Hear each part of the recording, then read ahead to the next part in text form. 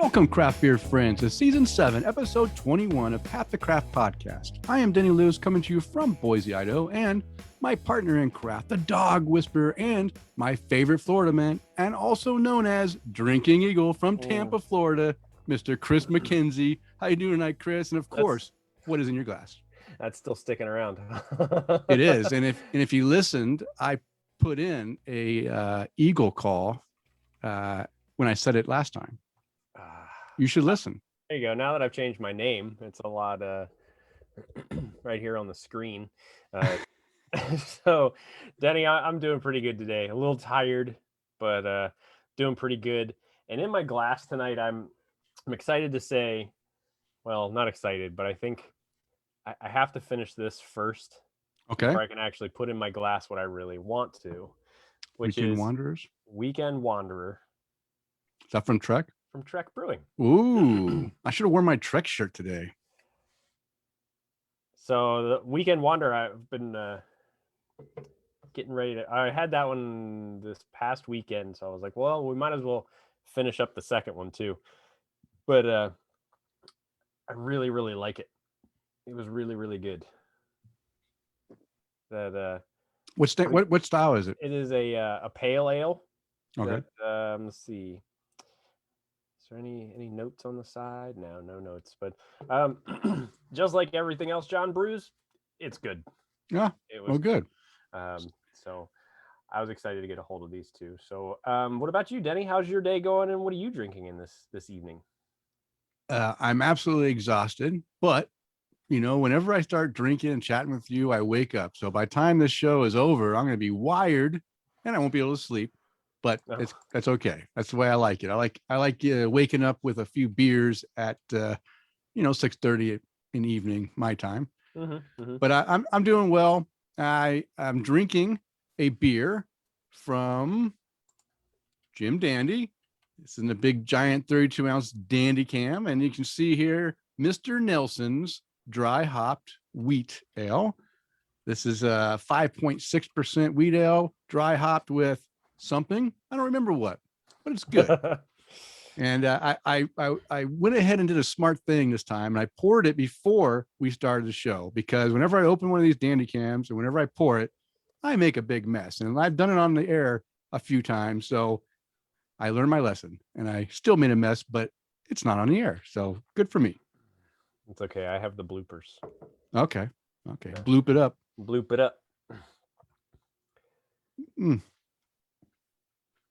All right, I was taking a sip because I need some beer in me right now. But yeah, this is a tasty wheat. It definitely has some citrus backbone to it. I don't remember I think this one. I don't know if this was the one that they dry hop with Sabro or not. I don't know if you have access to Untappd real quick. You look up Mr. Nelson's from. I do. They do a really good job of describing all their beers on Untappd, and I don't know if it's Sabro or not. It might be some other. It's like another hop. Nelson. Oh yeah, it's Nelson. That's true. It is Nelson, but I think they added another hop in there too. But Mr. Nelson's what? Mr. Nelson dry hopped wheat. You're right. It is Nelson Sauvin. So it's going to have, lemony character to it from that hop. And I'm wondering that I don't really get the typical lemon character that I would get with that hop. It's a little bit more pithy type instead of bright type. Just Nelson. Okay. Well, you know what? What do I know? Well, it tastes good. You must know something, because your picture pops up front on pretty much all of their all beers. of them. I know. That's what the guys at Brewnomics mentioned, is that my face shows up, and which is nice because I always take a picture, and I don't always put my face in it when I do take a picture. But that weekend, I just felt like enjoying the sun. It was nice and sunny outside. The wind was blowing, because in Pocatello, the wind is always blowing. And so it was a little bit chilly with the wind, but it was still nice to sit out in the sun and enjoy some beers with my daughter. And I enjoyed some really good beers. And of course, I brought a lot of these beers back with me, and, I've been enjoying them all week. How many did you end up getting from them?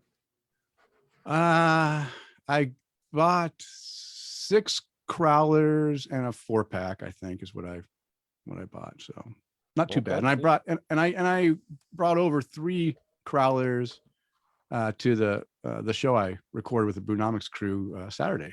Nice. And shared the great beer from Jim Dandy with them, because I want to make sure I can get the word out to other folks in the Idaho area and the Boise area that may not make it out to Pocatello to go make that trip. They want to see you. They want to see your smiling face. They want to see you enjoy these great beers. Mm-hmm. If I can do my part to spread the word, I spread the word. Certainly. Yeah. All right, Chris, we've been rambling on a little bit. Let's get this show started. But before we get into the meat of the content, I always like to let any new listener know what Tap to Craft podcast is all about. We are an educational podcast. We focus around celebrating all things craft beer.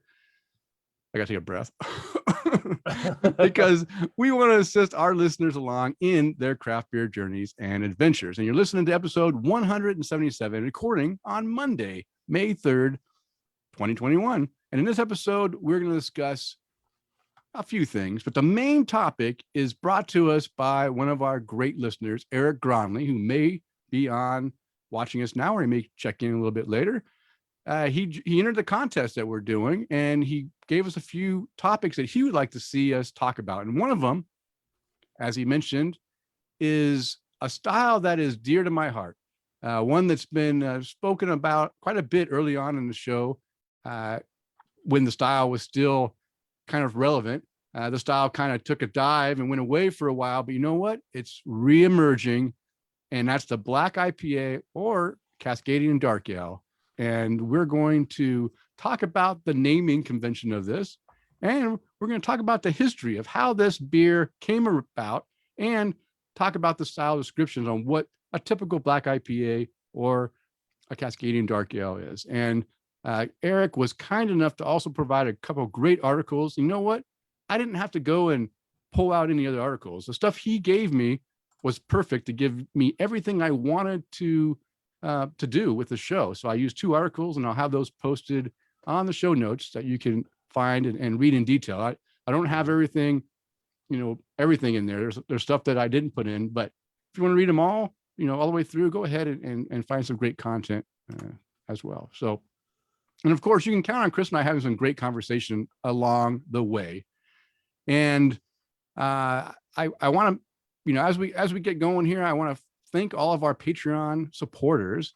This episode is brought to you in part by our satisfied Patreon supporters like Mike Allen and William Slimmer, who are our virtual producers, and Tom Byrne, Jeff Seiler, Johan Halberg, Terrell Carlson, Chad Lamassa, Mark Church, Matt Knight, and Kirk Tabor, who want to buy us a virtual beer. And if you enjoy the content we provide, we invite you to support the show by toasting your hosts or buying us a virtual beer, and even being a virtual producer. You can explore the options on our support page by visiting patreon.com/tapthecraft. All right, Chris, we are holding a contest. And as you noticed, I put in there that we now have the minimum number of people before we pick a winner for this contest. That was 5 people that needed to submit some topics that they would like to have us talk about. And so now we have our 5. Are we going to do the contest now, or are we going to wait until more?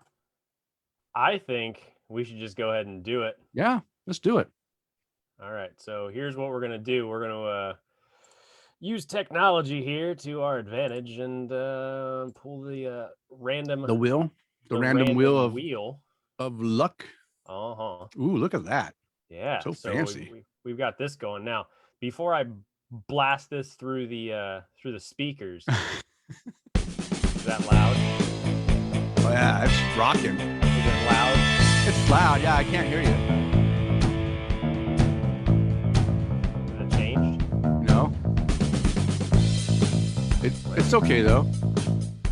Just spin it. We're gonna spin the damn if thing. We need to, I can lower the volume on post-production. It's all of our. Oh, it went away when she started spinning. I know. I stopped it. I didn't spin it yet. So okay. Are you ready? Yeah, let's do it. All right. I'm excited. I can't wait. Let's see who's gonna win this. Who's gonna win this gift card? And there it goes. And there it goes. Oh yeah, it's perfect now. The right side sound. gonna be Jim, right? Come on, Jim, almost. Oh, it just short of getting Jim. Eric Gronley, way to go, Eric. Well, there you go. So Eric is going to be the winner of a $20 gift card to our sponsor, Brewer Shirts. So we'll have to reach out to him. If he's not on here, I'll just send him a quick message on Facebook or something, so that way we can get in touch with him. Awesome. Well, way to go. And again, you saw it live, right? If you're watching, you saw we did it live, and just happens the guy that provided the topic for this show won the contest. You could have been that winner if you would have submitted some show topics. So congratulations. All right. So no new YouTube videos, Chris. You didn't feel creative this last couple of weeks, or were you just too busy? Sunday was extremely busy. Okay. And we were bouncing around all over the Tampa Do you Bay have area. some stuff on deck that you're going to be doing, or are you waiting for the right time to take some video? Not just yet. I think, there's plenty of stuff in the beer fridge, but we're getting ready to move here soon. Again, man, this is like the fourth time you've moved or more since I've known you. This will be the fourth house we've lived in since we lived in Florida, but we're actually buying this one. So, congratulations on that! Thank you. So thank you. Wow, it's a big step. Yeah. So you're committed. You're committed to Tampa. Yeah, we kind of like it here. So we like it here enough to have the business here, and then also it's a good place. We like it a lot. Well, good. Well, congratulations. I can't wait to hear hear that last final signing. You get that cramp in your hand. You got to do it. You got to go through all 10,000 pages and sign at least half of them. I was very much hoping that I wanted to claim, well, look, because of COVID, we have to do the signing digitally, right? Mm-hmm. Still didn't work. Yeah. No. Okay.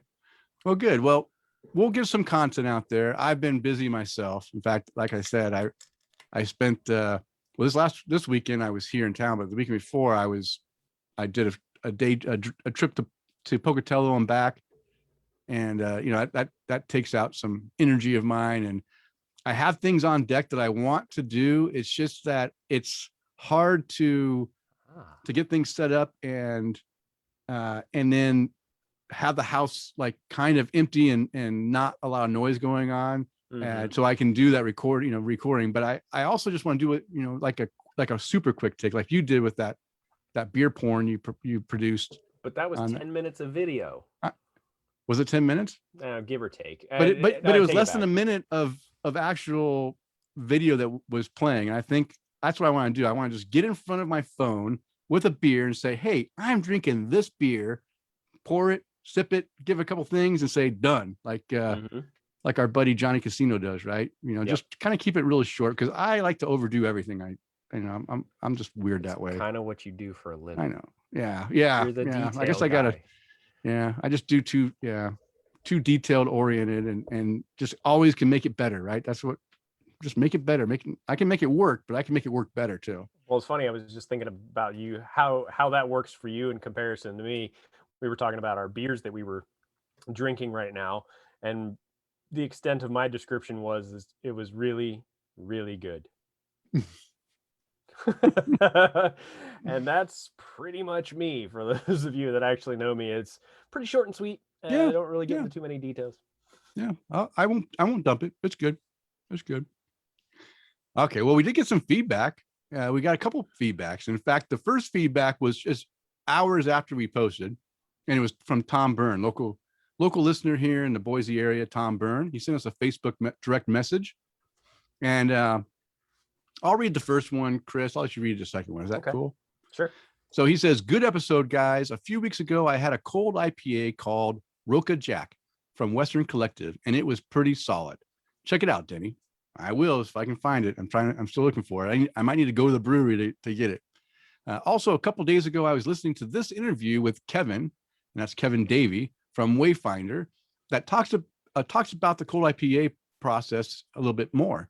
Cheers, guys. And so he had a link in that message, and it was from a podcast that the Craft Beer and Brewing magazine does. And I hadn't listened to this one before, so it's the first time, but I was very curious about this cold IPA. After we did the article and we talked about it, and then, you know, I was going to go Jim Dandy, so I wanted to listen to it. So I listened to the podcast, and then when I was there, I got to talk to Davis a little bit and asked him if he was interested in doing this type of process, and he was very clear in that, yeah, he's very interested in it, but you know, one of the things that people don't really think about, if you're in a small area, your brewery is like in a small location and it's open to the whole tap room and everything, and you're doing lager brewing, the part of the fermentation that comes off of from that bottom fermented yeast is really kind of a sulfury odor from that yeast byproduct, right? And so that it comes out into your, you know, into your bucket and then starts smelling like rotten eggs in your brewery. And they did brew lagers when they first opened, but they realized that they don't want people walking into a stinky egg, you know, tap room. Fart. So yeah, egg fart tap room. So they said, you know, we're going to hold off until they figure it out. Now he actually talked about some different methods that he might be able to do where he can have that blow off go into like a sealed, you know, a special keg thing that goes in there and then exits outside of the brewery, which I hope he figures out how to do that, because I would love to see some lagers from them. I mean, I remember the lagers they had early on; they were solid, but also I'd love to see how he would take this cold IPA process and tweak it a little bit to make it his own. And I think it'd be pretty special. So yeah, that was a little bit extra stuff. But the podcast, I'll have a link in the show notes. It's, again, Craft Beer and Brewing Magazine Podcast. That's what the name of the podcast is. And it's episode 175. And I think it's a very good listen. I mean, the podcast guys, we do a few, you know, we do an ad in the beginning, and I talk about Patreon in the beginning, and that's it, right? We don't, and at the end, we'll talk a little bit about our sponsors. This guy, man, he rolls it in like all the way through the show. So if you can get over the advertising that he's doing in there, and there's a lot of, you know, advertising, it's a good listen. So give it a try. All right, Chris, why don't you read what Tara had to say? So Tara Carlson sent us an email message. She wrote, "Now that Tap the Craft records its episodes live, I always have the thought when it starts that Chris McKenzie looks like the hero in a Hallmark Christmas movie." Yeah, like Deadpool hero, right? You know, the down to earth guy that convinces the ambitious married to her work city girl to stop and smell the fir trees. And with that magnificent beard, we all know what movie character Denny Luce would be. So which one would I be? You'd be Santa Claus. I don't know. I don't. Would I be Santa Claus, or is there a better beard guy that I'm missing? Okay, Kurt Russell is Santa Claus. Oh, okay. Yeah, okay. I could be Kurt Russell. Yeah, you could totally be Kurt Russell. She also said that she made, this was weird, and I'm really curious to know about these. She made sauerkraut and stout cupcakes to celebrate May Day.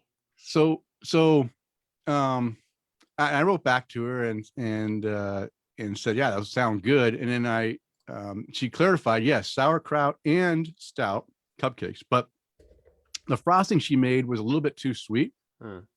And yeah, that could be a problem if you're too sweet, but the actual cupcakes were good.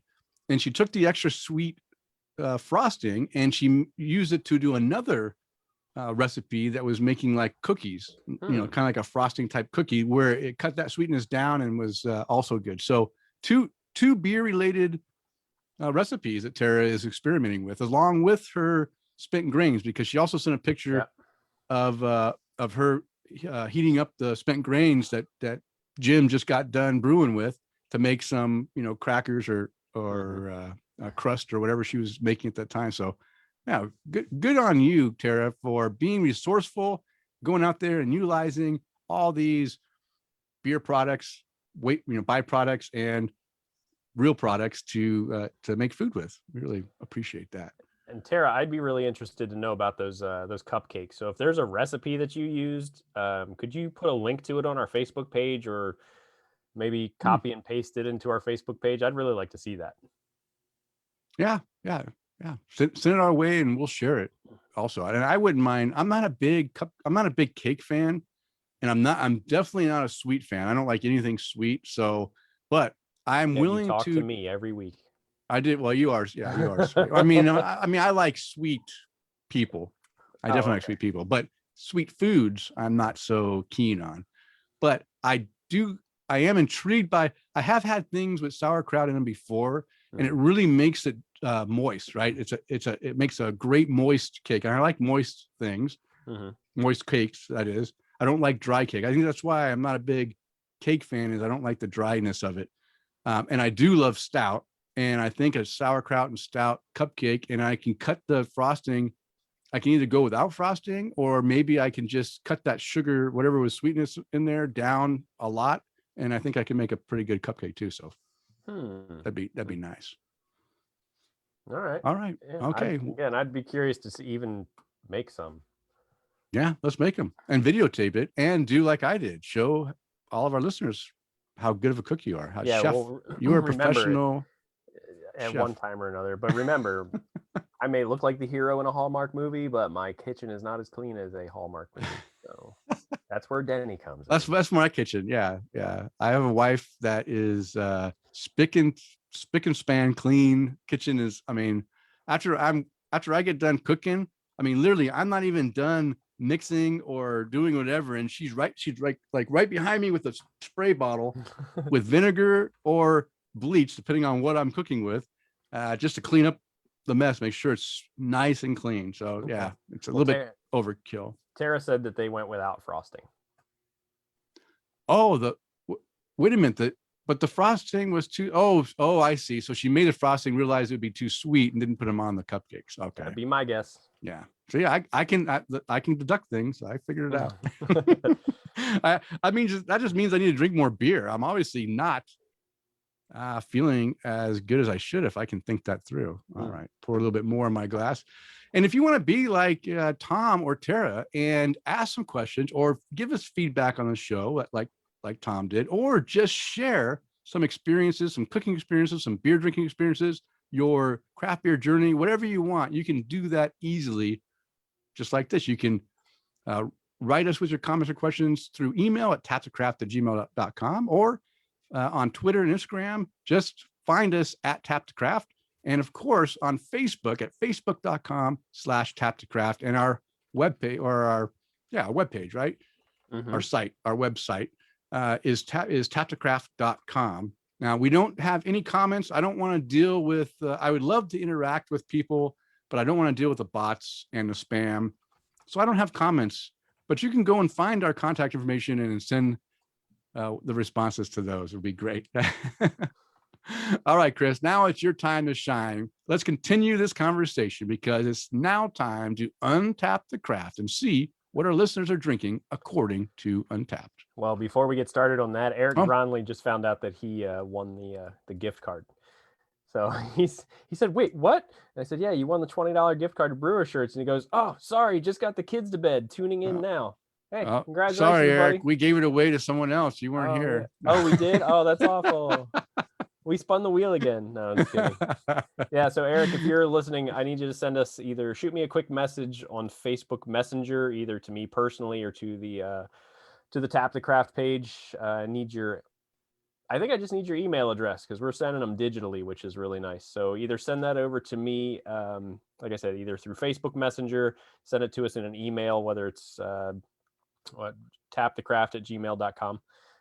And he said no. And we'll get that over for you as soon as we possibly can. So, all right. So it's time to untap the craft, isn't it? It is.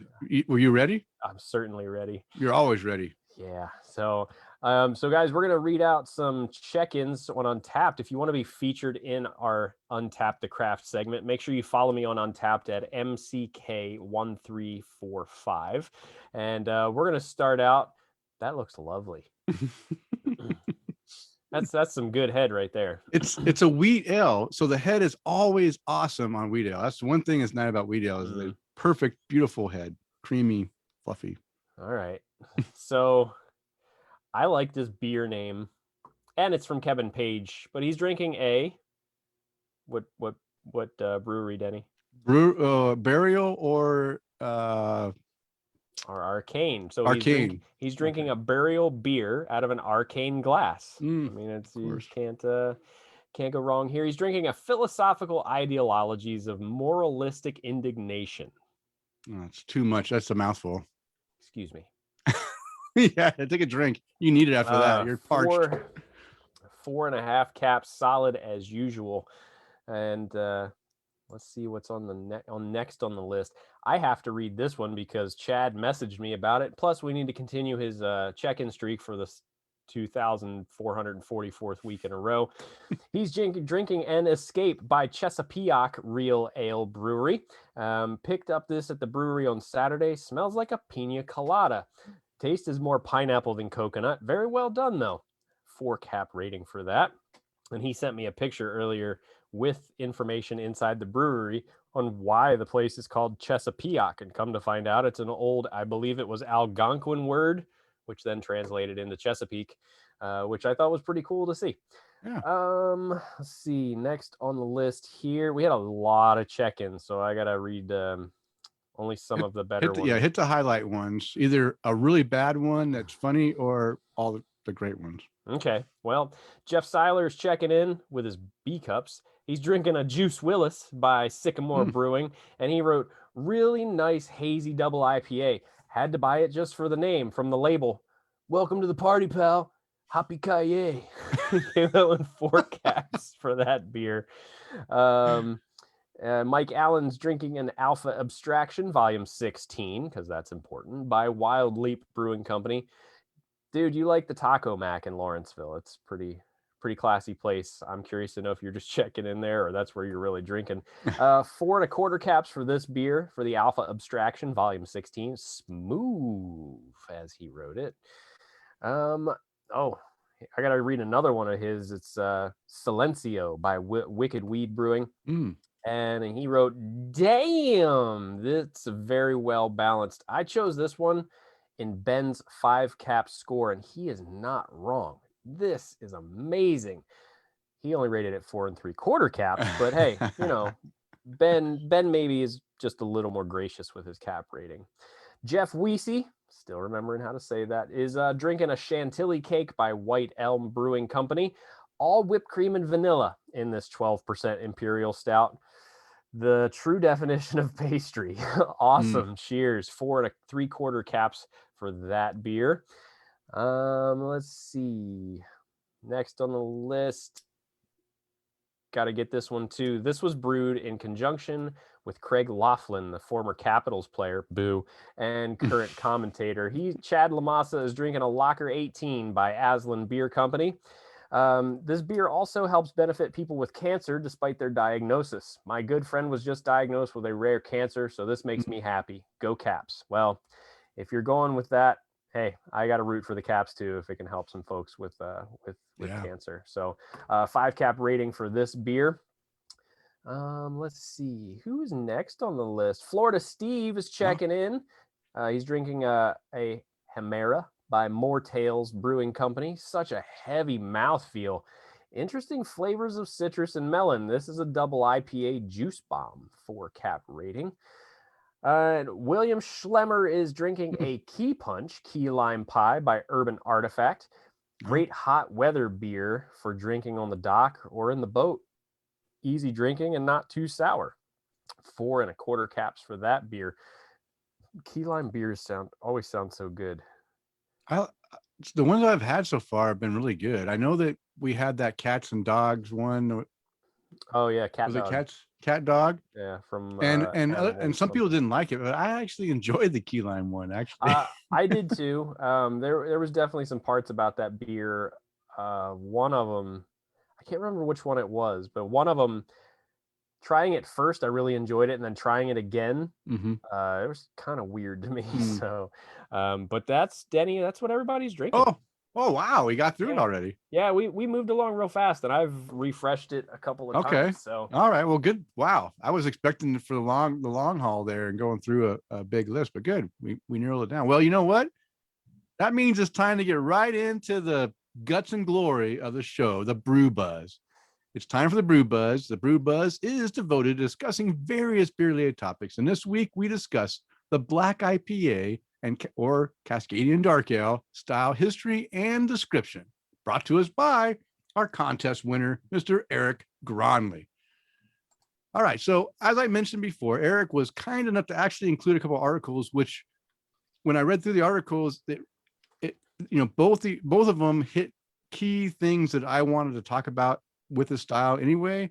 And I didn't want to just go into the BJCP style stuff. If you've noticed with the way I've been doing the style description stuff, is I've been way more low key and not so, by the book, because, a lot of times you don't need to have as many details if you're not actually brewing that style. If you just want to enjoy and, find out what the style is going to be tasting like, or, the aromas or the materials, whatever, we can talk about that without going into that kind of boring detail. So, and this one rolled right into some of the key descriptors for the style. And I thought, you know what, we're just going to roll with it.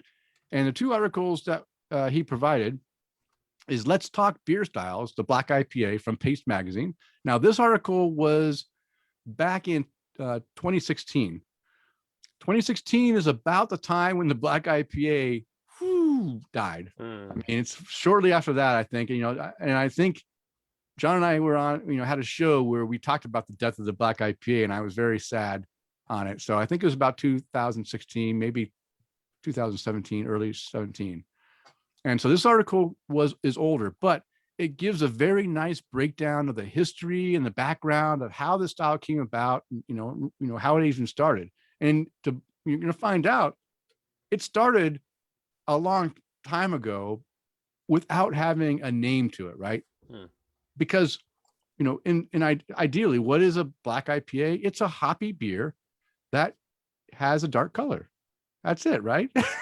And they were brewing. There were some beers that were brewed that were dark and had some hop character, but they didn't have a name for it. They just called it, a porter, a hoppy porter, or a hoppy black ale or whatever, right? They had different names that they just said, this is a hoppy one, or this is a porter made with intense Centennial hops or Cascade or whatever, right? So that is a good article. Goes through a lot of history, and so that's why I continue to have this one in there. And then the next one is bringing it forward to 2021.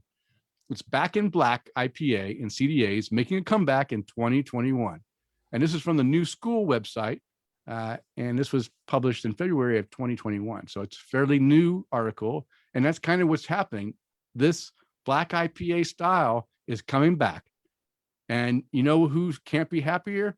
This guy right here, because I absolutely love this style and was so sad that it disappeared. And I'm happy it's back. And I've been enjoying, and you guys have been listening to me all year so far, even at the end of last year when these Black IPAs really started showing up.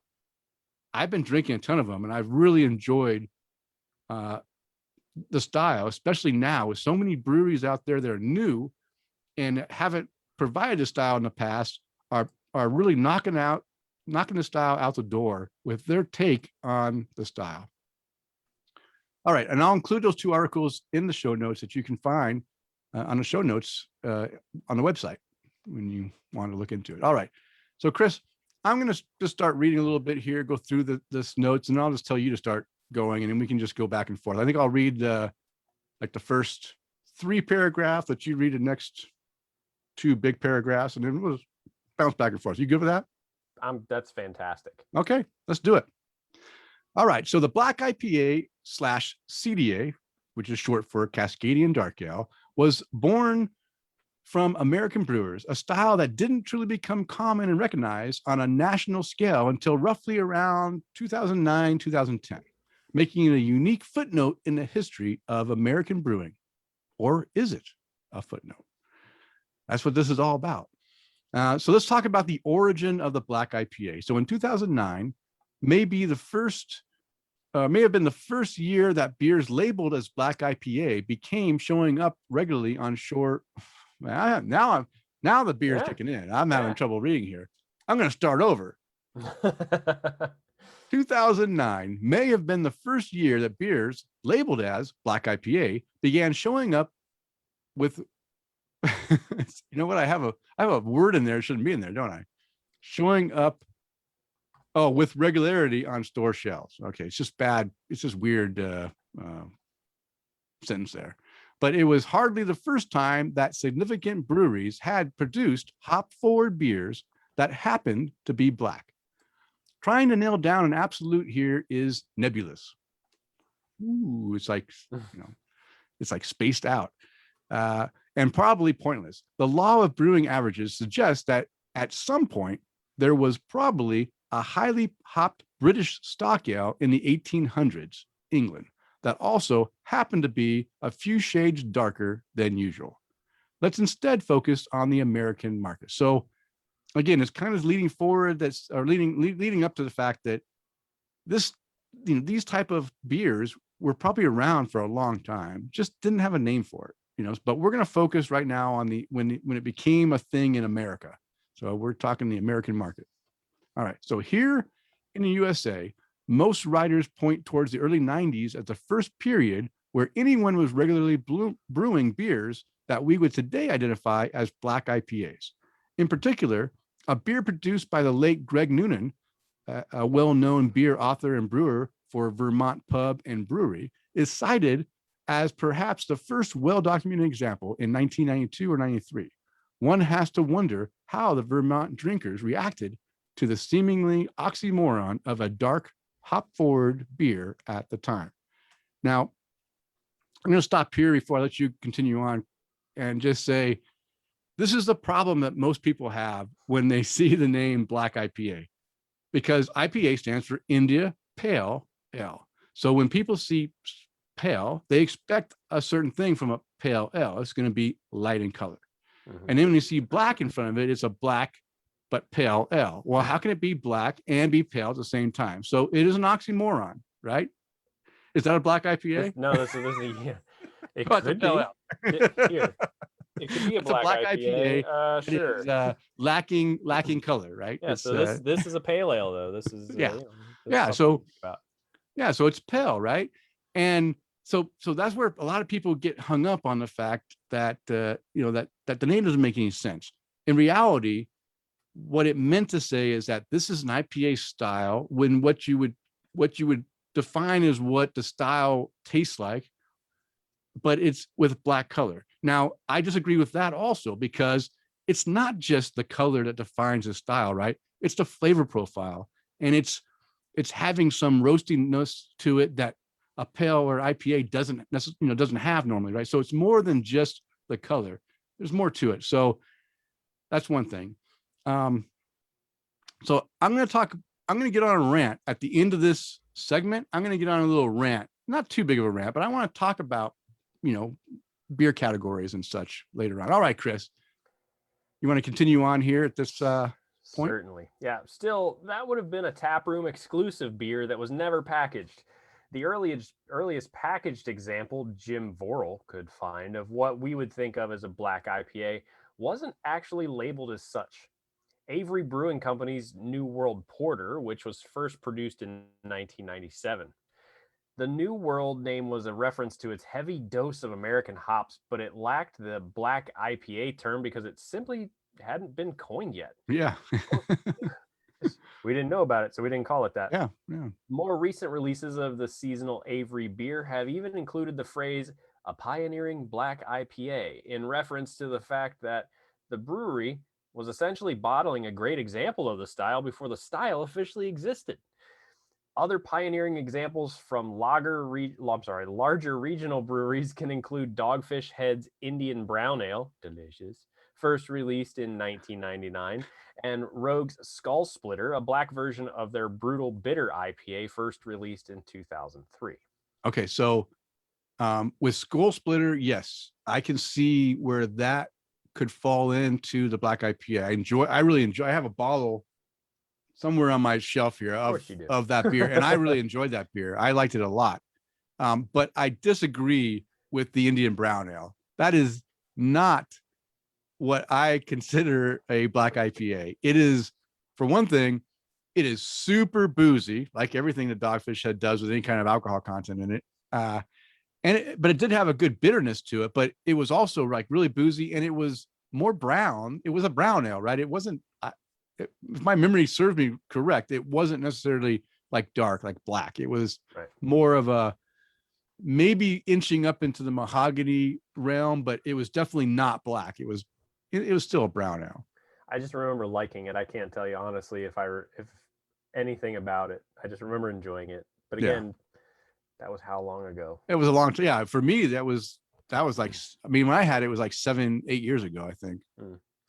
Still, that's a pretty long, slow acceptance period before the black IPA term flared into more universal existence at the end of the 2000s. Eventually, though, a general consensus developed on how the style is usually presented. ABV is moderate to high with mild to moderate roastiness that is sometimes derived via debittered black malts such as Carafa, lending a crispier edge and the type of dry coffee-like flavor you find in the German black lager style Schwarzbier.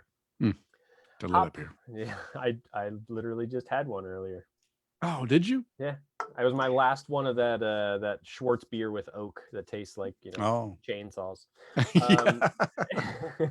Hop presence runs the gamut from mild to intense, depending on the source, and likewise can represent any family of hop flavors. Although the Pacific Northwest combo of pine and citrus is probably the most common. The style has at least developed enough to have a pretty good idea of what any given black IPA might taste like. The only problem, no one could decide on what the style's name should actually be. All right. So now we get to talk about the style name controversy. And it is so ridiculous. But I mean, again, neither name to me really is right. But each one has their own problems. I talked about my issues with the black IPA name. And now we're going to talk about the other name, and I'll talk about my, issue. Well, they'll talk about my issues with this too, because they actually explain it pretty well. So, all right. So interestingly enough, I never even thought about it. I heard you talking about it on the Brewnomics podcast the other day. And I went, I didn't even realize that would be why they would call it a Cascadian dark ale. So, yeah, it's those damn Pacific Northwesters. Yeah. All right. So no American craft beer style has ever generated more contentious debate than black IPA when it comes to nomenclature. From the moment that people started calling this style anything, there was never been consensus on what exactly it should be called. I know what it should have been called, but we'll get to that later. The most common label is, of course, the one used throughout this article, and this is the first article that that I chose that Jim Vorel wrote in 2016. The black IPA. It's a simple descriptor that recognizes the style as a twist on the existing style of American IPA. It's an India Pale Ale, except black. The oxymoron, of course, is that this results in beer being described as both pale and black within one phrase, which is less than desirable for these names need to make sense purists. The argument is that the root of most of what other man, you got this. I'm having trouble reading today. It's not just you, by the way. Yeah, it's not. It's just it's the mode. Yeah. Okay. So the argument is at the root of most of the other titles that have been advocated for, from India Black Ale to American style Black Ale, which is the term currently used by judging organizations like the BJCP and user rating sites like Beer Advocate. Of course, as Stone's Greg Cook points out in this well-written piece, those titles have just as many problems, from the use of India to mean hoppy. I agree, India does not mean hoppy. To the use of American to automatically convey the idea of hops. Obviously, as in the case of American style wheat beer, this isn't the case.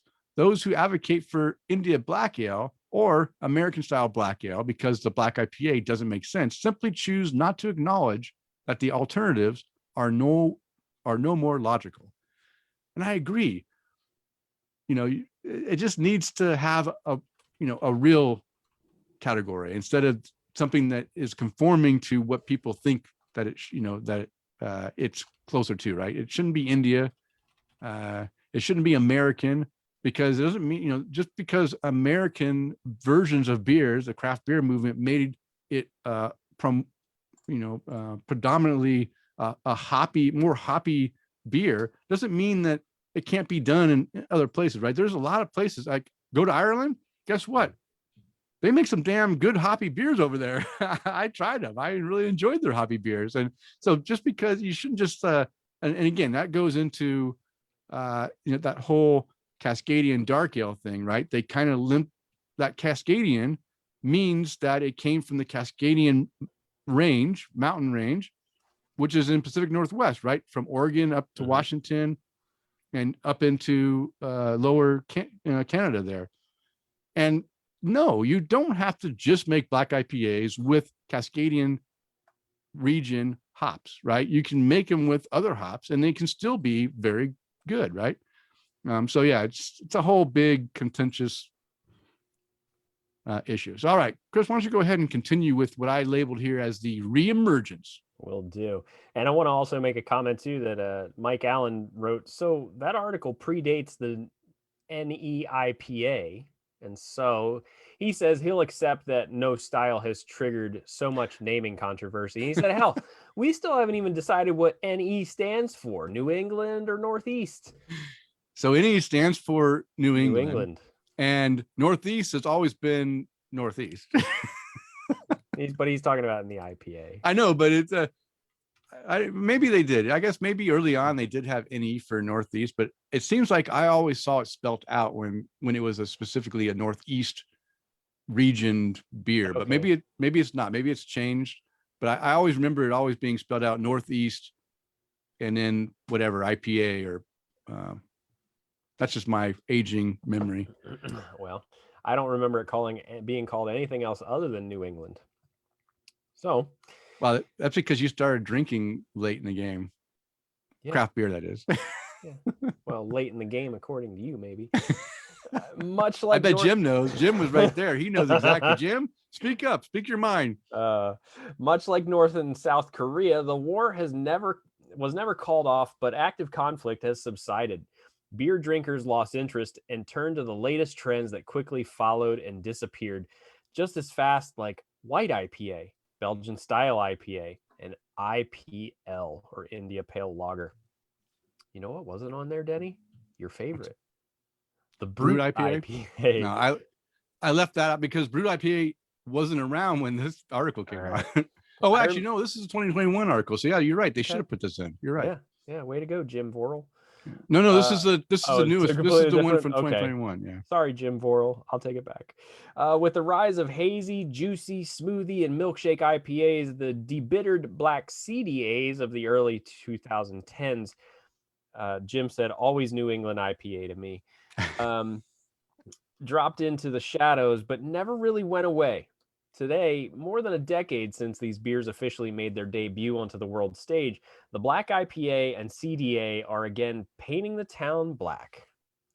Wookie Jack Black Rye IPA emerged from the Northern California forests for a brief appearance last fall at the Great American Beer Festival, where it won a 2020 gold medal in the American Style Black Ale category. Did not know that.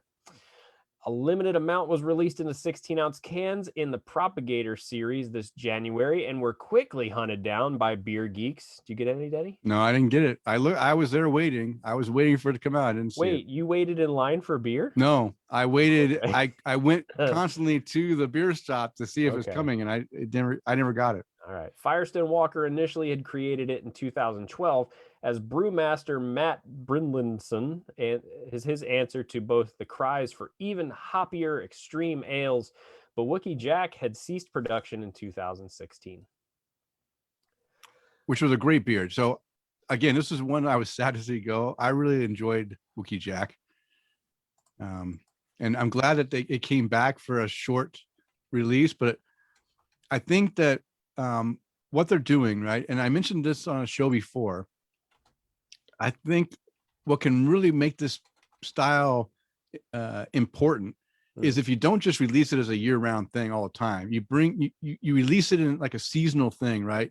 Or it's like it's your option. If you release it in the fall, to wintertime. It's your option for a dark beer during winter with a higher ABV and having those dark roasted characters that can get you through the winter, right?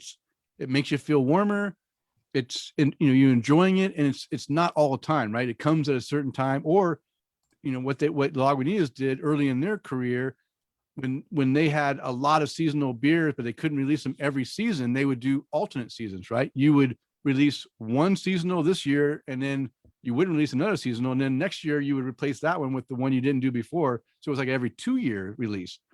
And I think that is one way that they can keep this style. I mean, I'm okay with having black IPAs around all the time, but I think it could be more beneficial if you continually bring them in a rotation so that it's like new and exciting, and not just the same old stuff you've been drinking all year round or every year. I mean, I drink if I had Jubilee all year round, guess what? I wouldn't be so excited at the end of the year to get it and buy 3 cases or 4 cases, right? Same thing with black IPA. It could be that same style that I look forward to at wintertime or in fall or in beginning of spring, or wherever you want to sprout on us. And it could generate that sales they need to keep it active and keep breweries wanting to put the effort into brewing this beer and keeping it alive, and relevant. Okay, so now I'm off of my take a step down off your soapbox. Hey, Jay from Maine, Maniac. I can't remember your whole thing, but hey, Jay, welcome to the show. He said, dark beers. Yeah, everyone loves dark beers. Okay, continue on, Chris. I didn't mean to get on a That's all right.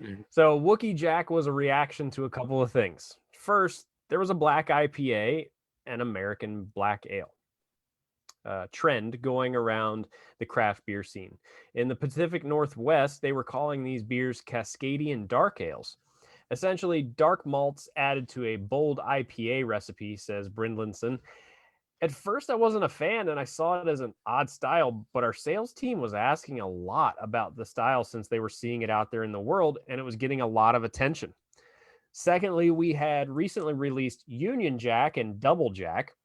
There were a few beer geeks out there saying that Firestone Walker still had yet to really make a truly over-the-top hoppy IPA, even after the release of Double Jack.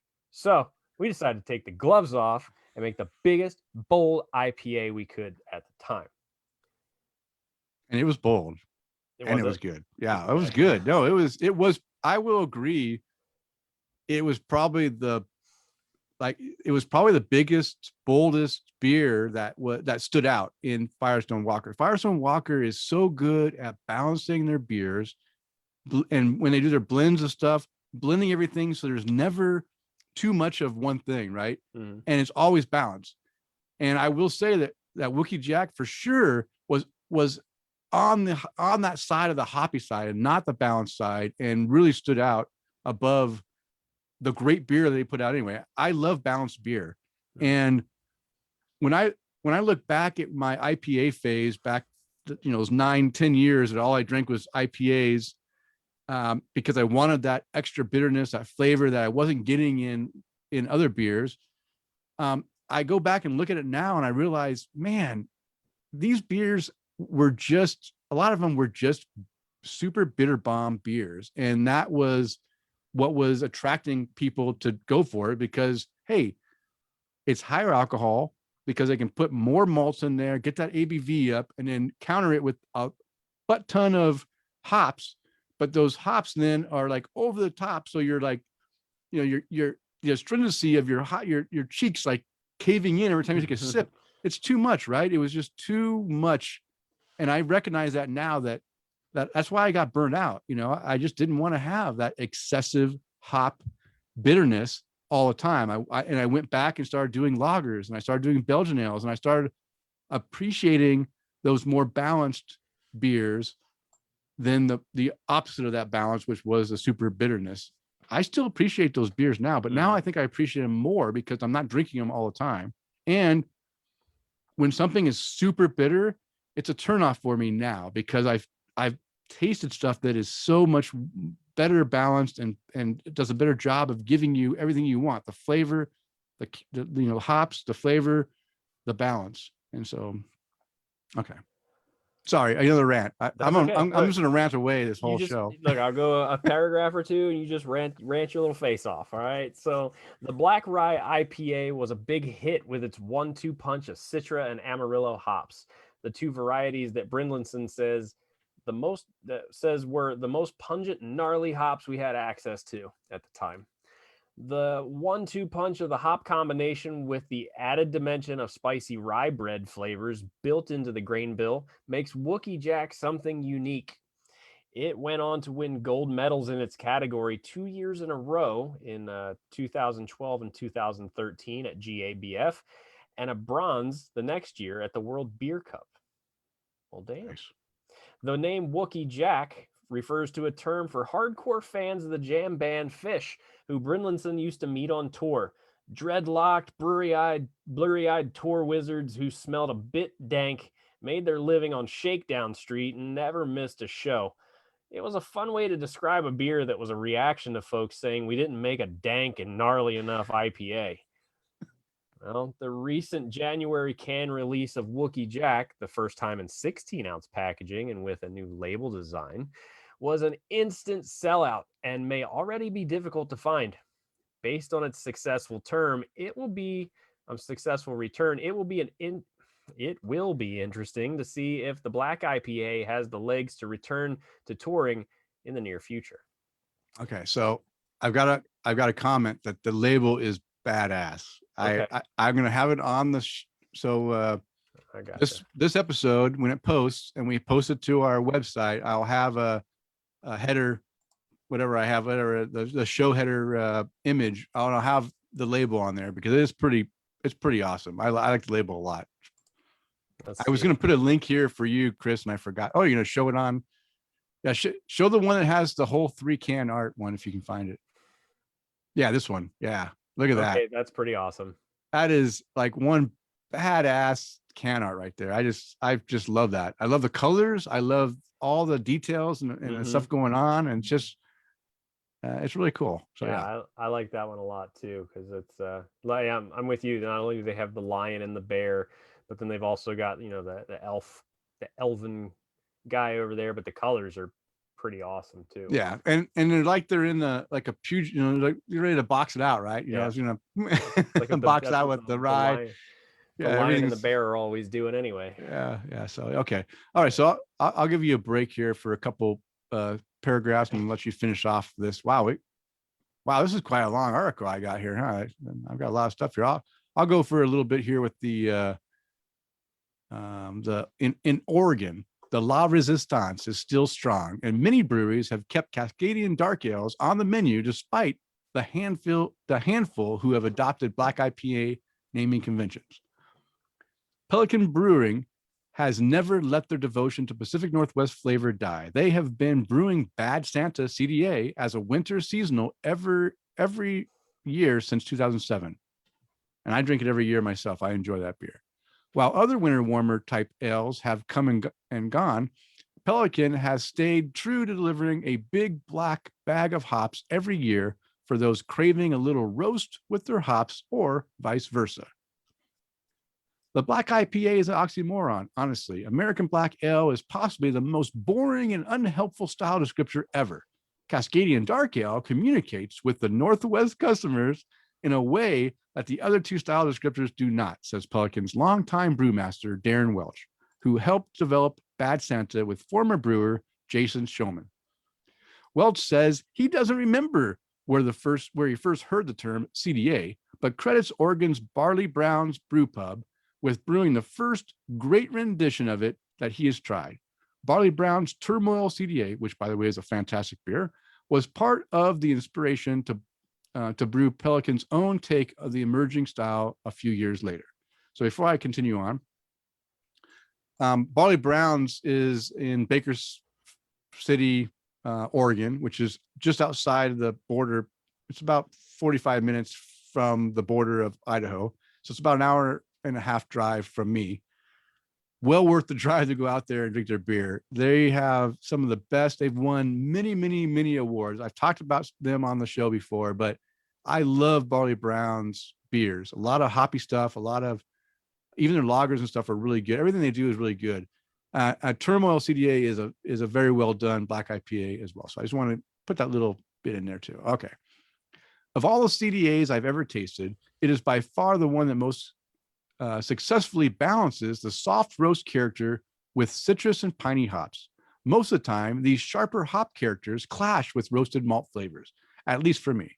Turmoil is pretty unique in that it creates a harmonious, balanced flavor with citrusy hops and roasted malts. So again, I think some of the better black IPAs or Cascadian dark ales, as Oregon brewers like to call them. And again, I think the line that separates black IPA from Cascadian dark ale is about the Oregon California border and up. We'll call it Cascadian because that's where the Cascadian mountain ranges are. And like he said, if you want to reach out to your local customers in the area, then you'll utilize something they recognize. But that doesn't mean anything for anyone outside those areas, right? Californians don't want to call it a Cascadian dark ale, right? There's no connection with them, you know. And even over on the East Coast in Tampa, Florida, do you want to call it a Cascadian dark ale when it means it's like nonsense to you? I mean, no, you don't. It doesn't make any sense, right? So, okay, where are we at here? You know what? I'm gonna let you go ahead and continue on all the way down to where I start my rant. Wait, does that so the initial recipe? So I'm gonna stop every other sentence. I'm just kidding. All right. The initial recipe for Bad Santa was built around the herbal and woody character of Atanum hops and how well they meshed with soft roasted malts. However, the beer was arguably improved in 2010 when Pelican was forced to replace Atanum with English heritage Fuggle hops because of the Atanum's hops lack of becoming a wildly cultivated variety. Darren believes the Fuggles mesh even better than the Atanum did with the recipe's use of pale, melanoidin, and dehusked black malts. At Pelican, they are all about the harmonious balance of flavors, perhaps more so in the CDA, where hops can struggle against roasted barley. Too many examples of this style have caramel malts or citrusy hops that clash on the palate and give an overall confused and muddled impression, opines Pelican CEO Jim Prinzing. Too much residual extract makes this style especially cloying and chewy. That beer, Bad Santa, is very indicative of Darren's brewing philosophy. Every ingredient in that beer is there for a reason, and there's nothing extra that muddles the flavors. Mm-hmm. Yeah, that's a good point. You don't want to have a black IPA that is too caramelly, right? It's just not right. It's gotta, it has to be brewed correctly, and you gotta utilize it so that it's a good experience and not something that's just muddled, right? You don't want a muddled experience. You want to have a distinctive roasty malt and hoppy character in there, and not anything in between. You want to have a good thing. Okay. Welch believes the keys to a great CDA are soft rounded roastiness that's noticeable but not dominating. This isn't just a hoppy stout or porter. That's fair. I'll give him that one. Earthy, herbal, and citrusy hops. Woody, more floral hops balance better with roast malt. A dry hop of citrusy hops like Cascade lends some brightness and a more assertive flavor and aroma. And drier, more well attenuated finish to establish it as part of the IPA family. Residual sugars and extracts would detract from its drinkability. Yeah. So those are three key points that I think really goes to show like the key characteristics of a very good black IPA, one that's going to stand out and you're really going to enjoy because it's got these characteristics. All right. So Chris, that pretty much, you have anything? I mean, I was going to list a bunch of black IPAs that you guys should go out and try. And I didn't because I got sidetracked on my rant and I didn't go through and put anything. But I will say that I've already talked about a number of these black IPAs in the last few shows because I've been drinking them like crazy. Go out and find them. If you go to a local brewery that has a black IPA and or a Cascadian Dark Ale, whatever CDA, and you don't have experience with it, or if you've had experience with it before but didn't like one you had, then please go and try again and see what your local brewery can do. Because I'm going to guarantee you that breweries now in 2021, they're brewing some fantastic additions of this type of style that I'm blown away. I mentioned in the last episode, or maybe an episode before last, I can't remember, there was one that didn't stand up, and it went back to the unbalanced phase of black IPAs. And that one I don't recommend trying if you want to get into the style, because that might turn you off to it. But just try small doses, and if you like it, go ahead and grab a pint. And I think you'll find that by the time you get done with that pint, you're going to really appreciate what a black IPA is. Mike Allen said that mouthfeel is very important to a black IPA. It can't have a heavy body like a porter or a stout. Good point. Thank you. Yeah. Agree to that. Yeah. Good point, Mike. And that's something that wasn't mentioned here. Is that, yeah, it is a lighter. It's not going to be thin, but it's not going to be heavy. Like, it's going to be lighter than your typical American stout or whatever. You're going to feel that body, that lighter body in everything, right? It's going to feel like it's not watered down, but just lighter in that heaviness that you're going to feel drinking it. All right. So now I've got a little bit of a rant. And the rant has been brewing with me for quite a while. Yes, pun was intended. But when I did this article, and it just brought out all my, I don't know what that was the biggest problem is with black IPA. Is like, you know what, I'll just call it black IPA because that's what it's called. And then Cascadian Dark Ale, well, I can understand that. And it's not, because it's not really black. And I was like wishy-washy, and I'm like, why are they calling it these ridiculous things? Why don't you just call it a hoppy dark ale and just leave it at that? It's hoppy, it's dark, and it's an ale.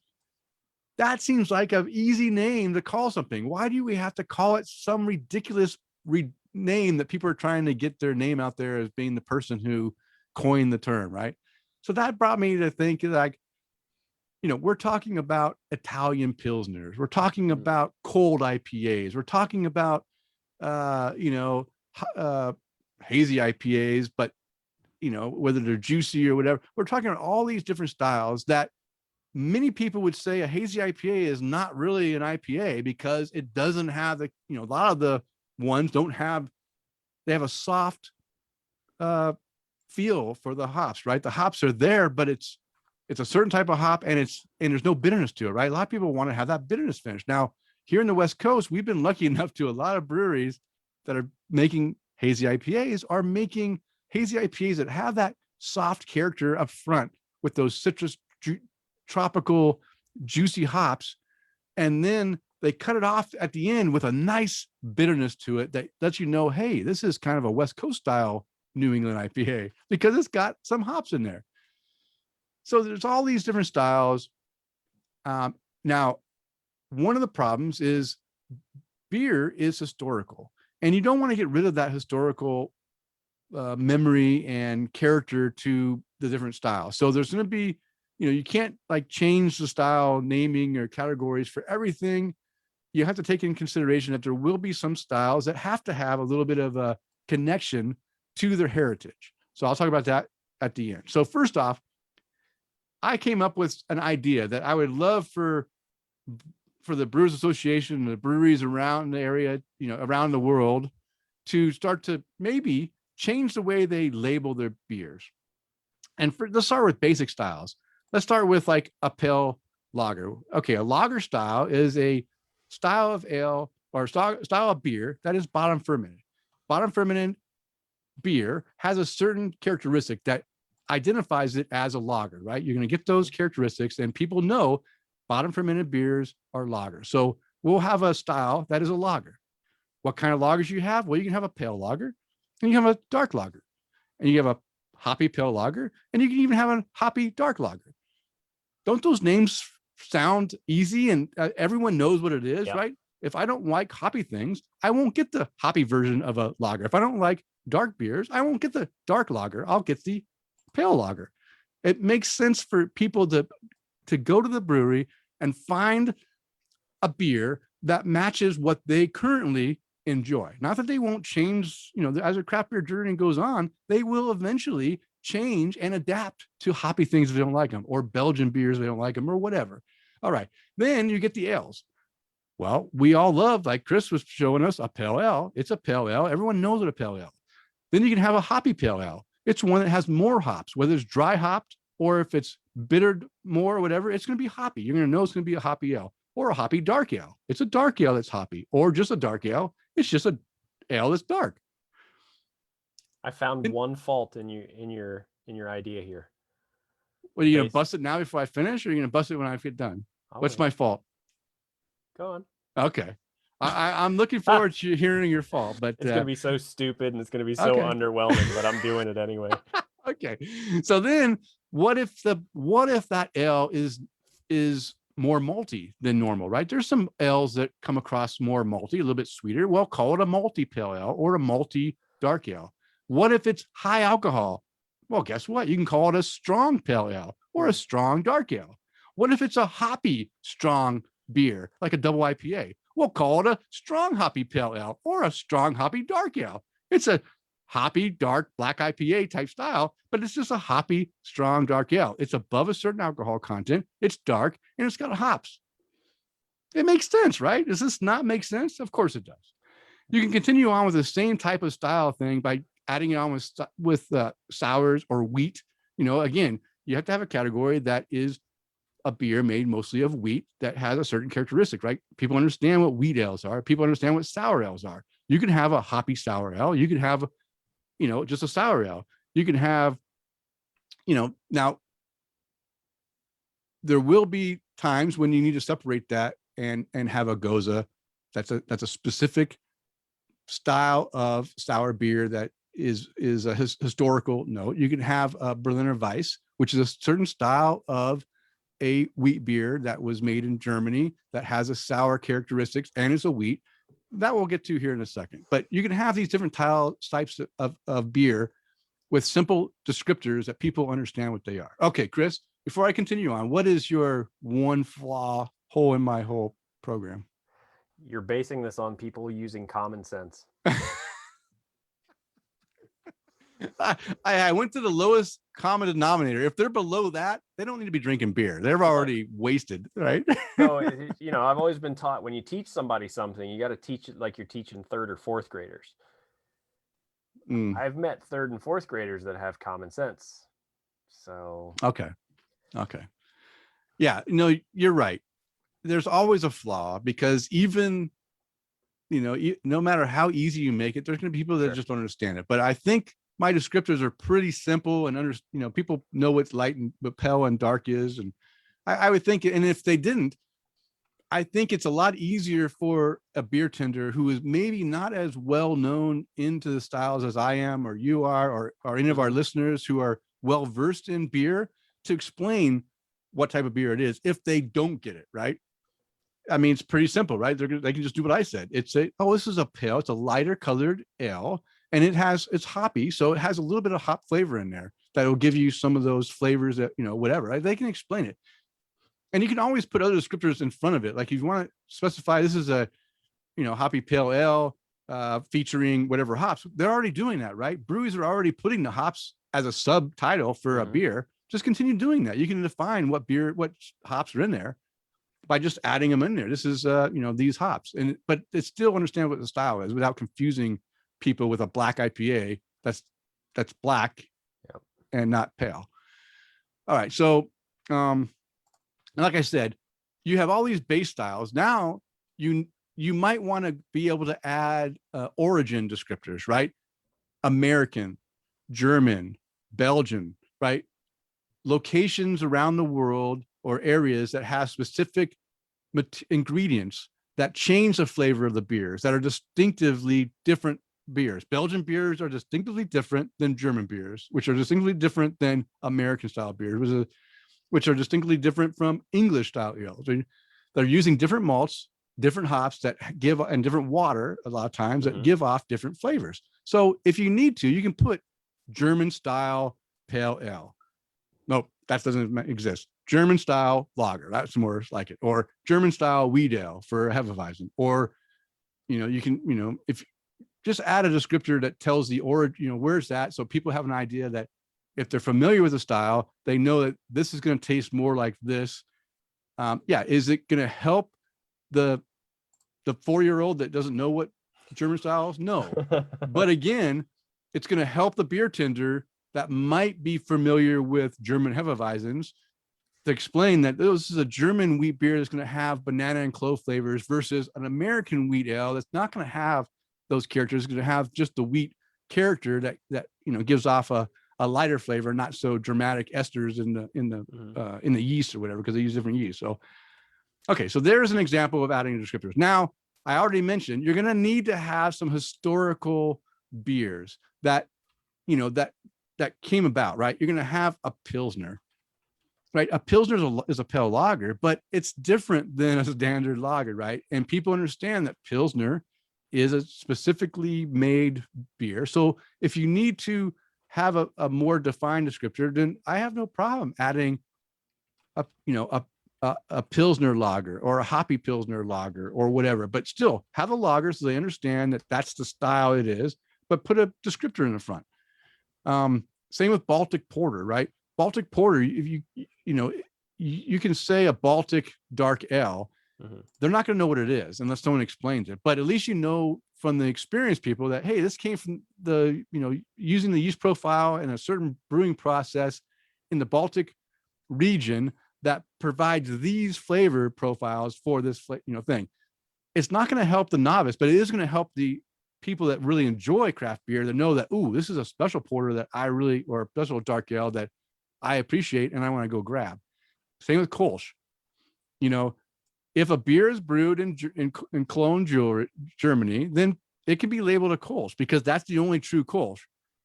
But we don't need to have Kolsch style ale when we can just say, German pale ale, and it will be close to a German pale ale or whatever, right? I mean, so that's my whole thing, that I think we need to move away from these ridiculous, like the BJCP, as they said in the article, is labeling a black IPA as an American dark ale or whatever, right? That's a ridiculous, it shouldn't be just labeled as an American to be a black IPA. It should be, a hoppy dark ale would make more sense in the style that it really follows. Okay, what do you think, Chris? Am I totally bonkers, or does some of this make sense? I don't think you're bonkers at all. I think this makes a lot of sense. I think it really does, and it would make things a little more simple. Like you said, if you have that beer tender who might not be as experienced as somebody walking up to the bar that's been trying everything they can get their hands on for the last 20 years, just they can go, hey, you know what, I'm looking for something a little lighter, but maybe with some good hop character to it.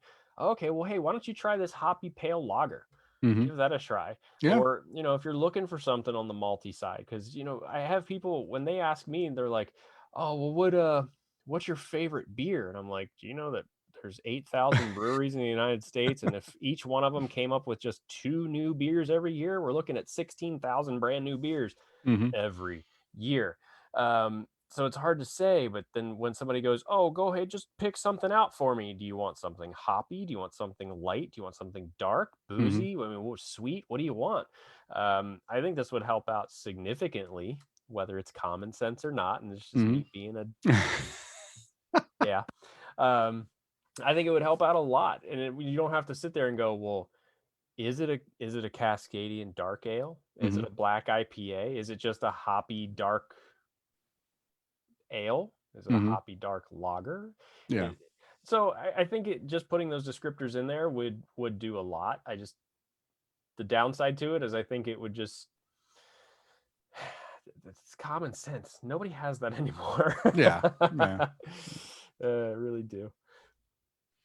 All right. Well, that's the end of our Brew Buzz and Denny's rant. And Chris and all of our listeners, just hold on. Old man bladder has spoken. I'm going to take a quick break, and I'll be back in just a minute. You can keep the crowd entertained while I'm gone. Oh, Unless yeah. you got to go too. You got to go too? No, Okay. I'm just gonna hang out here. I want to know while you're doing that. I just want to know what everybody's drinking today because nobody's told me anything about what they're drinking. So I'll sit here and wait for Denny to come back. But seriously though, what are you guys drinking today? Put it in the comments in Facebook.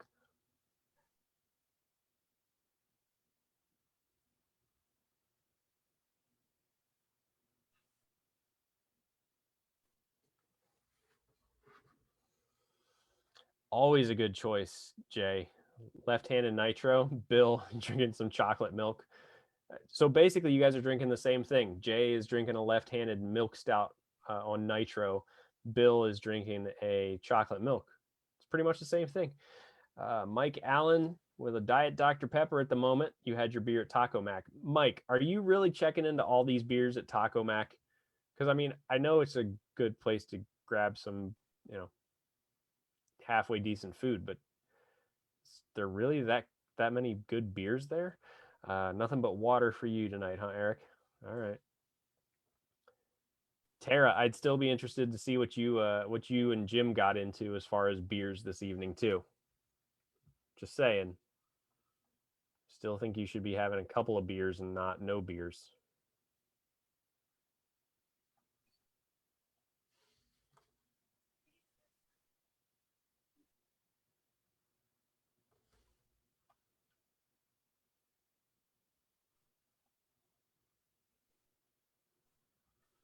Oh, and Eric definitely would love to see Lupulin unleash a black IPA. That would be pretty awesome.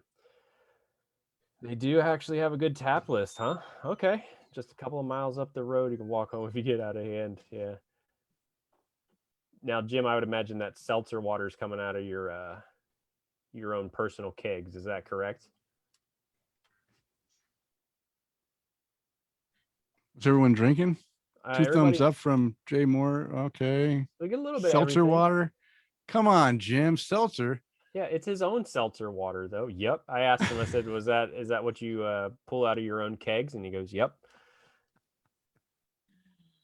What type of cerveza will you be celebrating the 5th with, Denny? Oh, you know what? Honestly, the one I've been drinking a lot of Swede Brewing, local brewery. Mm-hmm. Mundo Loco is their Mexican lager. They just released a week or two ago, and I went one night and just had like 3 pints of that alone. I just really like it. It's a really good Mexican style lager. So maybe I'll stop by and grab a growler full of that on the way home. I am going out tomorrow night to drink some beers with I brought some Jim Dandy beer for a friend of mine. I'm going to meet up after work at Edge Brewing. Mm-hmm. Trade off, hand him off his stash of beer I got him, and then drink some beers with him. And we chose to go the day before, I think it was a mile, so that we wouldn't get caught in the crowd. That's smart, though. Yeah. Eric Gronley said he signed up for a virtual beer festival locally. Eric, I'd be kind of interested to hear about that. He said it's 12 breweries, pick out a different beers to try. And Eric Gronley said, if Lupulin comes out with a black IPA, I will send it to you guys. Okay. Yeah. I love black IPA, so you can send whatever you want. Bill, I have no idea what type of beer I'll be drinking on Cinco de Mayo. I'm gonna go reach into my beer cooler and see what speaks to me as we're having fajitas. So fajitas. We'll have to see. Cool. All right. So you ready to continue this thing? Get this thing over with? Mm-hmm.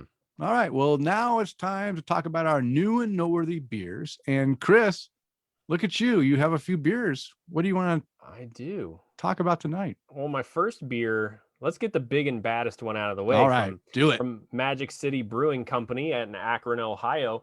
I got this beer from my buddy Art Warchek. So Art, thank you, buddy, for the beers. We did a little trade. He was the friend of mine who won the lottery for as far as beers go. The beer lottery at Cigar City. He reached out to me and he said, "Hey, I won 4 bottles from Cigar City. Can you ship them to me? I said, sure, I'll send them over to you. And we exchanged some beers just so he could get his. He sent me this Magic City Brewing Company Tinfoil Hat Society, which not only a great name, the New England IPA or Northeast IPA, depends on who you're talking to. I gave it a 5 cap rating. I never rate IPAs, New England Northeast IPAs, whatever we're calling it, 5 caps. Normally, they really get to the point anymore. Kind of like you and I both get to the point, Denny, where we're like, okay, I'm hopped out. Yeah. This one, there was something about it. I don't even know what it was, but there was something about it that I took that first sip and went, oh wow. And it really caught my attention to the point where I drank it and I took another sip and another sip and another sip, and then before I knew it, it was gone. It was a sad day. So I'll have to go get some more the next time if and when I ever go back to Ohio. But yeah, 5 cap rating for that beer. The next one I want to talk about was from Barriehaus Beer Company right here in Tampa. These are the guys we talked to on the Fermented Reality Beer Cast the other day. Yeah. They're Big Pluckin Pills, which is the one beer that that June Bay talked about. They entered it right after they opened. They entered it in, I think it was the Florida's best beer competition, and took home a bronze medal. It was like, oh, we took a medal. We just so this was one of the beers that I had when John and Kristen were in town. But it gave this one a 4 cap rating, just crisp and clean and just clear as glass, man. It's just really, really good, easy drinking beer. And then the last one I want to talk about was given to me by another friend of mine in Maryland. So he came to visit the Tampa area with his daughter because they were checking out some schools, and he lives up in the Bel Air area, so northern Maryland, right above Baltimore. From the Dewey Beer Company, it's called Futuristic Future, and this beer got a 4.25 rating from me. And this one was I want to say it was a New England IPA. I don't really remember all the information off of it, but I just remember the can specifically. Can art gets me all the time. Yeah. I love can art. And another beer that I cracked open and I took a sip of it, and there was just something different. It wasn't just that citrus or the melon or the tropical fruit. It's the futuristic future. Yeah. This is the beer of the future. From the Dewey Beer Company. And Dewey, I would imagine that's based out of Delaware too. So but yeah, Forgotten state. Well, it's where my brother lives now. That's the only reason you remember is because he lives there. Well, yeah. It's the first state too, by the way. But what is about it the first state? Is that true? It was the first state in the United States. Wow, and I swear it's the most forgotten state in the United States too, which is sad. Yeah, it's the first. Yeah. What about you, Denny? What was in some of your new and noteworthy beers? I've got a few. I've drank a lot of beers since our last show. I'm making up for dead times so part of the reason I'm drinking during the week again, because I realized that cutting out my beer during the week isn't helping. I'm still not sleeping, so I might as well feel good and enjoy good craft beer. So I'm drinking during the week again. First off, I'm going to start with I have a couple 5 cap rating beers I'm going to talk about tonight. Wow. And it probably shouldn't surprise you that the 2 beers I'm going to talk about that are 5 cap ratings are from Jim Dandy Brewing, which, by the way, I'm now drinking the 16-ounce can Jim Dandy Flyhopper New England style IPA. You know, if you keep giving them so many shout outs, we're going to start getting them to sponsor the show. Well, that's okay. Well, no, they are worth every mention. And if they want to sponsor the show, they're more than willing, as long as the sponsorship is just giving me beer. That'd be fine. I'll be happy with that. Yeah. But no, they produce some great beer. So I'm going to talk about 2 beers that stood out above the normal high ratings that I usually give their beers. I don't give all their beers 5 cap ratings. I've probably given 3, maybe 4 of their beers out of the 43 beers I've had from them. I think I've, maybe 3 or 4, if I'm not mistaken, but they do make some great beers. The first one is a New England double IPA, and it's called the Mothership. And this beer had the potential of being too much. And I believe that Davis I talked to Davis Gove, the owner, when I was there. We chatted for a little bit. I feel bad because every time I see Davis, he said, he stops and we chat, and then I end up, he has a purpose, right? Brewers don't just come out of the brewery just because they want to chat with people. Maybe they do. He has a purpose, and he has something to do. And what he had to do this time was to go shut the compressor off, which I was keeping him from doing, but he still is so kind and loves to, sit there and chat with me a little bit. So I took the opportunity, and I talked about this beer I was just drinking when he was there, and said, man, this is fantastic. It's a New England double IPA, which you have no hint to the fact this is a over 8% beer. It's very smooth, soft, like a normal New England IPA would be.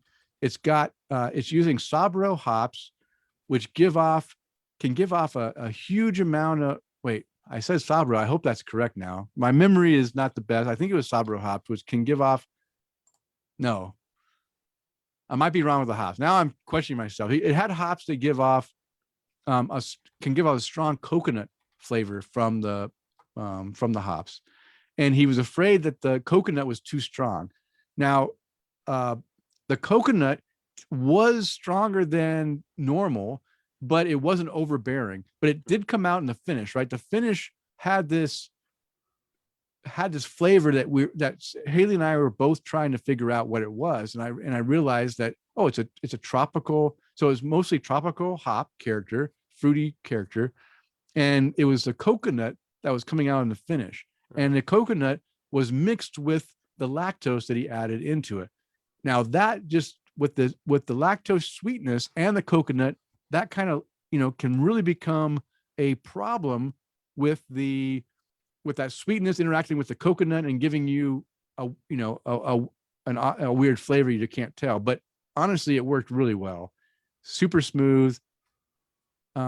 Probably I wouldn't call this necessarily a milkshake IPA, but it was really close to what I would like to see in a milkshake IPA, is a well-balanced use of the lactose sugars with the hops that work well together, doesn't end up too sweet, has zero bad characteristics of a lactose sweetness. We've already talked about some of that artificial character that it can give off. And I love the beer. Not only did I love it there, I bought 2 crowlers of it. I'm giving one of the crowlers to my friend Bob, and I drank one with Sarah, and we both thoroughly enjoyed it. A 5 cap rating. There's nothing to say. It's just fantastic. Now the next Jim Dandy beer is called Bad Leroy Brown. Now who can't enjoy a name like that? And this is an Imperial Oatmeal Brown. So it's Bad Leroy Brown Imperial Oatmeal Brown Ale. So it's got quite a name. And this one speaks to me a lot because both Haley and I love brown ales, and brown ales get no love out in the brewing world, right? Very, very few of this style are out there. And I've mentioned a few times when I've been with at Jim Dandy and chatted with Haley Gove and Davis Gove, the 2 owners and brewers, that I love brown ales, and they also have an appreciation for it. And when they brewed this beer, I thought, wow, they're speaking to me, right? This is a beer that just is saying, hey, Denny, you need to have this beer. Haley, my daughter Haley, went and grabbed a crowler of it and drank it at home and said, Dad, you need to have this beer. So when I came, I was so happy that they still had the beer on tap, that I tried it right away. And man, I'll tell you what, I was a little bit worried. It came out. And when it came out I was getting 10-ounce pours because I wanted to drink a bunch of different beers. I wanted to drink full pints. So I was getting 10-ounce pours, and it came out a little bit chilled.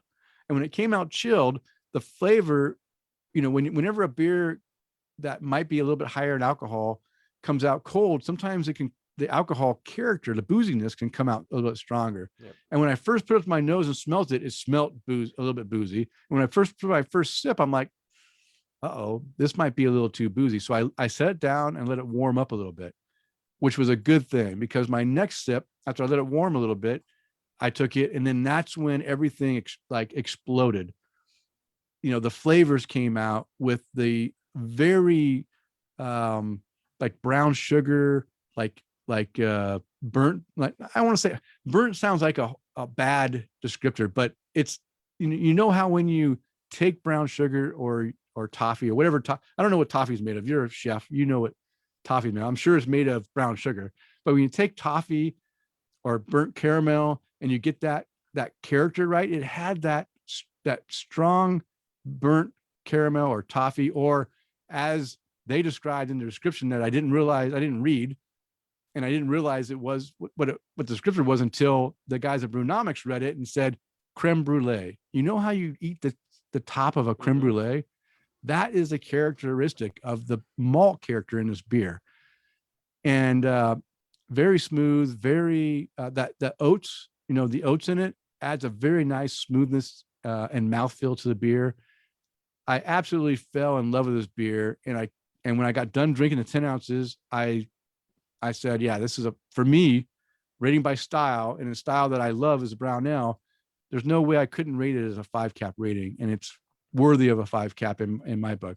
Even the guy at Brewnomics, we started off with this beer, and as we started off with this beer and worked up to the black IPA, and we worked up to the double IPA, the double New England IPA, they rated this one pretty decent at 4.25, and then it got to 4.5, and then it got to 4.75 by the end of the night. But even this one, for a style that doesn't get the love, anything above a 4 is really good. And they knocked it out of the ballpark. So I just wanted to give some more love to Jim Dandy and their bad Leroy Brown Imperial Oatmeal Brown Ale. Sounds good. Yeah. Okay. I'll go a little faster with these next two. The next one is Short Throw Brewing, and Short Throw Brewing is in Richmond, Virginia. It's a fairly new brewery. They don't even brew in their own system. I read up on this thing because these guys impressed me with this beer. So I'm giving everyone else out there that may not have heard of this brewery a chance to go and find it, especially the guys that live in Virginia, like Tom Joseph, live in Fredericksburg. Just go to Richmond. I know it's an hour drive or so from you, but if you can get some Short Throw Brewing, try them out. The brewer and owner of this brewery had brewed in several other venues and has won awards as best pub brewery and different things. And so he knows what he's doing. I've only had one beer. It's being distributed out of Connecticut, the distribution thing. So that's how we got it here in Boise. But it's called the Treachery of Fruit, which I love the name, the Treachery of Fruit, right? Mango and apricot fruited Gose. So already I love mango, and my favorite fruit of all time is apricot, which you could never get apricots. I don't know why apricot is such a rare fruit. I don't know where they grow it at, but I need to go move that state so I can get more apricot. But when you put the two together, I just all I saw was mango and apricot, and I just grabbed it. I didn't even care what it was. And then I got home, I looked at it, oh, it's a Gose. So this is kind of like a Florida Vice type thing, right? Like nice. You guys do maybe, but not a Berliner Weiss, but it's still a Gose. I open it, I pour it. It pours like motor oil, but it looks like orange juice. And I took a little video. I might post it on our YouTube site, just of the top. Like it's literally like thick pulp juice. It's really thick, but it tastes really good. And if anything, if I can give any complaint to it, it's that it doesn't taste like beer, which is, to some people would be good, but it tastes so good that it just tastes good, right? It's like a lot of fruit juice, thick, syrupy, but delicious fruit juice that does have it's a Gose, so it has some of that characteristic, but I gave this a 4.5 cap rating just because I could drink this all the time. Even though it was a little bit thicker and a little bit syrupy, it still was good. Have you heard of Short Throw before, Chris? I have not. Okay. I'd be curious to know about where they are, because I actually was just talking to one of the other Sit owners today in Richmond, and they're building some new buildings around his facility, and it was mentioning that there's a brewery nearby. And I said, hey, I see this building's going up near you. And I said, it looks like there's a brewery there too. And he goes, yeah, the brewery's right across the street. So I'm kind of curious to know where that is. Yeah, maybe it's going to be Short Throws Brewery. I think they're brewing out of other people's brew houses, but I know I read up on their website. It's good. I enjoyed it. I'm looking forward to see if I can get other beers that come into town to try, because I went to the website and saw the beers and they all looked interesting and things that I wouldn't mind trying. So again, that's Short Throw Brewing, the Treachery of Fruit, Mango and Apricot Fruited Gose. And the last beer I've already talked about, it's Mad Swede Brewing's Mundo Loco Mexican Lager, 4-cap rating for that Mexican lager, which I might be stopping by and grabbing a growler of that for drinking with Cinco de Mayo on Thursday. It is not Short Throw. Wednesday. It's Table. T-A-B-O-L. Okay. All right. I saw Ariel Druck says, cheers, guys. He's drinking a light Pilsner by Alchemist. Mm-hmm. Wow. I didn't know Alchemist made Pilsners. I thought only they made Focal Point and Focal Banger and Focal Banger. Yeah. And what's the other? And Hitty Topper. Yeah. That's the two. But hey, if they make a good lager, I need to try that one too. All right, Chris, you know what? It's a short show. I think we got this thing done in less than an hour and a half, or maybe right at an hour and a half. Yeah. We're about an hour and a half. All right. So why don't we go ahead and close this thing out by giving a few toasts to who like to give a toast to. So who would you like to toast to tonight? I would love to raise a glass, and I know it's a little early. It'll be a couple of days after our show releases, but I wanted to wish all the mothers out there a happy Mother's Day, because this coming Sunday, just in case you guys forgot, is Mother's Day. So make sure you give some love to all the moms in your life. Just want to raise a glass to all of the moms out there. Cheers to you, and cheers, Mom. Hope you get to love enjoy. You.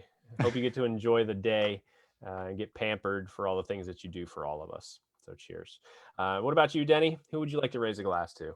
Wow. All right. So first, I like to raise a glass to our Patreon. A Patreon toast tonight is to Jeff Seiler. Cheers, Jeff. Cheers, Thank you for being a Patreon supporter. We really appreciate it. And also, as I had a nose itch. Okay. And I feel like I got a burp too. Should I burp before I talk? Sure. Do your thing. Okay. Maybe I don't. Maybe I'm okay.